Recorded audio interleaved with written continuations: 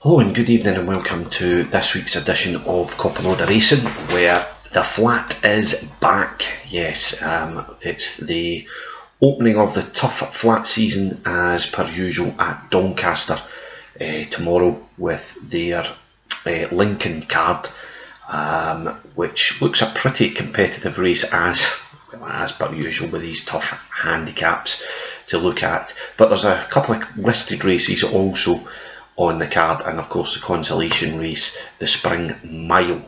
So we'll get to that in a moment. Also look at Kempton. There's a race there that I'm going to pick out a horse for you, and also two of the races over in Dubai, where it is Dubai World Cup night there, the climax to their carnival, which started a wee back in January.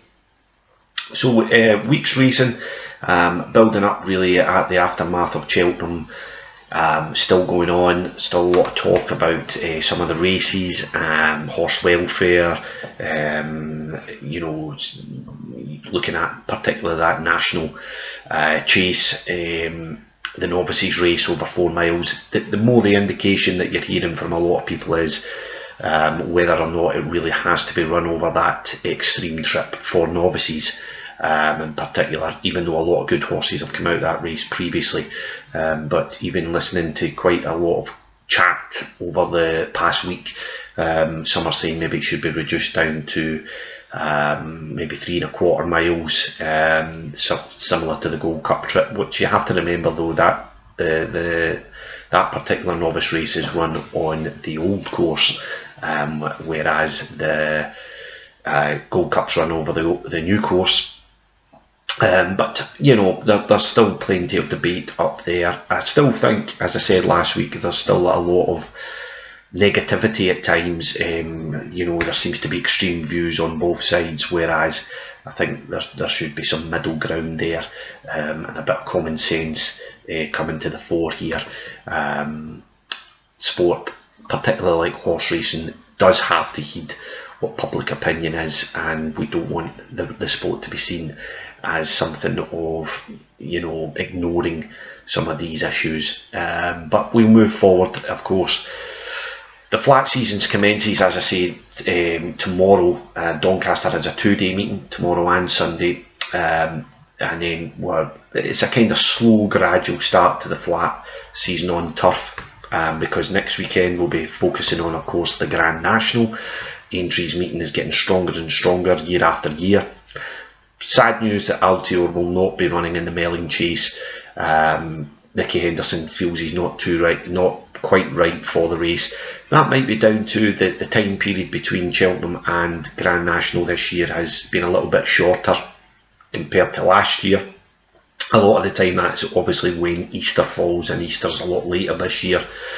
And that kind of has it stagnates the flat season as well a little, because after the Grand National meeting we have Ayr, the Scottish Grand National meeting, which takes a bit more prominence than Newbury's flat meeting, where we have the Greenham Stakes, the first real trial for one of the Guineas Classic.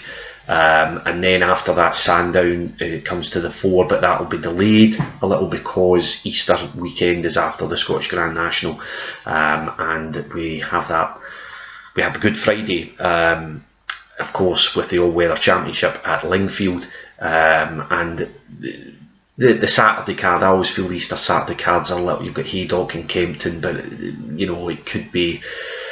I think it's a mixed card at Haydock, isn't it? But then it'll be Sandown, and then all of a sudden, bang, we're right there at the first weekend in May, where we will be nearly there for the Guineas weekend at Newmarket. So a lot to look forward to, but let's get stuck into tomorrow's action, starting off with the 150 at Doncaster, which is the Unibet Camage Trophy Stakes. It's a listed contest over 6 furlongs.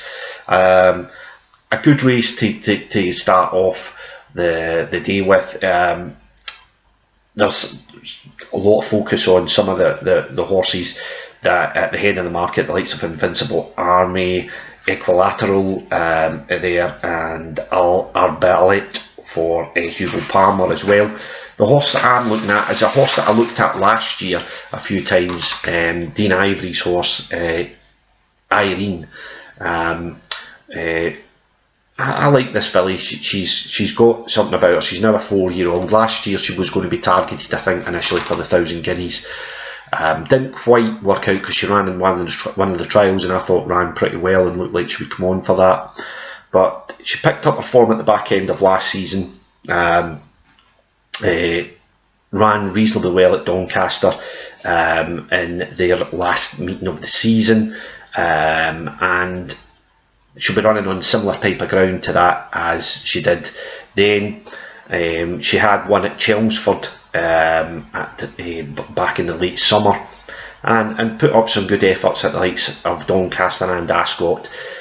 So at around about 11-1, I think an each way shout on Irene could be the way that it looks. It looks like she's obviously going to be campaigned as a sprinter this year, whereas last year maybe felt that she was going to be running over a mile. But she's come back in trip, and Dean Ivory obviously knows a lot about how he treats sprinters. Robert Winston on board as per usual, as you would expect with a Dean Ivory trained horses, and I think she has a decent each way shout at 11-1 in the Cammage. Moving on to the 225, it's a Unibet Spring Mile. This is of course a consolation race. It's a very competitive race at the head of the market. Exec Chef is there, Sod's Law, you have Al Jalabi, Rampant Lion is in there, Gulf of Poets. Now Richard Fahey has 2 horses in here, run about 14s-1, both of them 14 and 16-1. Calvados Spirit ran at Naas last weekend in their Lincolnshire. The Irish version of this race had a bad draw that day, and I wouldn't be put off with the fact that it finished well down the field. As I say, at Naas, because it's run on a bend, that mile, completely different to Doncaster. If you've got a bad draw, then it can have a real detrimental effect on your chances. Although he was back that day, and he's maybe drifted out in the market a little bit just down to that run at Naas. But if you can maybe draw a line through that, I think he has some decent form. This horse ran well at Thurskafell and at Haydock last summer, and I think Richard Fahey obviously feels it has claims here, and maybe if it had won at Naas, it might have got into the Lincoln, but he's going to be taking his chances here in the consolation race, and at each way punt I think he's got a chance. And Brian the Snail, the other Richard Fahey horse, was campaigned as a sprinter quite a lot. It was well thought of, this horse, initially. I remember it winning a maiden, I think it was at Ripon, and there was I believe it was purchased by Godolphin, then started being campaigned over sprint trips, but that was predominantly the way he was campaigned at the last season. He did get himself a win last season in a 6 furlong handicap. Been upped in trip now, and that last run at Leicester suggested that he possibly, this extra couple of furlongs, well, extra furlong because it was 7 furlongs the trip at Leicester, would be to his advantage. And the older this horse gets, the possibility that he could this could excel over this trip, and I think he's worth a wee sneak at 16-1. A decent claimer on top as well should help his chances. So both Calvados Spirit and Brian the Snail there for Richard Fahey. Moving on to the big race itself at 3:35, I'll look at the Unibet Lincoln. At the head of the market, Ozair in there for Charlie Appleby. Also up there you have Kane Wren and Beringer. A lot of the tipsters are looking at those horses. I'm someone, as per usual, who likes a bit of each way value, and again I'm looking at the Fahey team here. I do look at them a lot, I must admit. This is at 33-1, by the way, and it's Great Prospector. who was a pretty good 2-year-old, I felt. Disappointed in his 3-year-old season, but seemed to recover back to some sort of form back at Redcar in October in a listed race, and has been there or thereabouts since then, running at Lingfield just prior to just at the end of November, and I think, given its chance back over a mile, it should have a good chance at a bigger price. As I say, I'm looking around for big price horses, and he has certainly in there. I think also Chates for Alan King, Adam Kirby on board. It's a big price at 40 to 1. I take that, but on his flat appearances at the likes of Newbury and Ayr last season, I remember backing him at Ayr at the Gold Cup meeting, and he needed that run, I felt. And he, as I say, he ran well in a decent field handicap at the back end of October at Newbury, and ran well to finish second in that race. That was over a mile and a quarter. He's had a couple of spins over hurdles, one better than the other, both at Ascot prior to the new year. One of those races he was favourite, but I think he could back here on the flat at a big price. He shouldn't be ignored, Chates. Right, moving to Kempton, a look at their better odds with matchbook handicap at 240.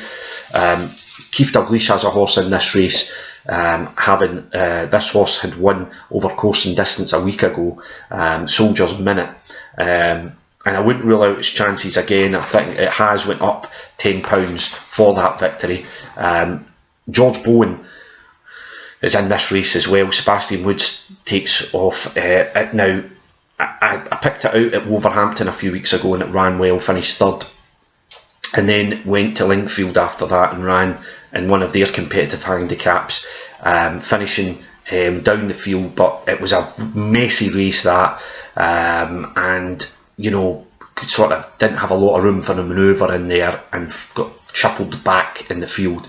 Different type of race completely he may face here, and I think if he gets out there, gets a better position, then he certainly is still well handicapped to run well, George Bowen. Right, over to Dubai. Two of the races, the big Dubai World Cup, of course. I'm not going to look at that race. You know, Thundersnow won it last year and still well fancied this year. I just sometimes can't get, you know, you sometimes get a few surprise winners. I wouldn't be, the favourite is going to take a lot of beating. So I'm going to look at two other races and look at them for better value. The 1250 is a Dubai Gold Cup, a Group 2 race, just shy of 2 mile.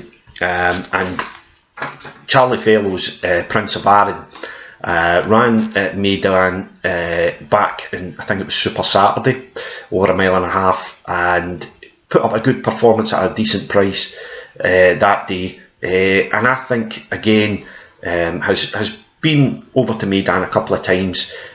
Also ran at Flemington in the Melbourne Cup and put up a really good performance there as well. And I just think at a bigger price, at around about 16 to 1 just now, I think he's got a good place chance here, Prince of Arran, in the 1250. And looking at the Al-Quds Sprint, you have Blue Point here as the short price favourite, odds on at the moment.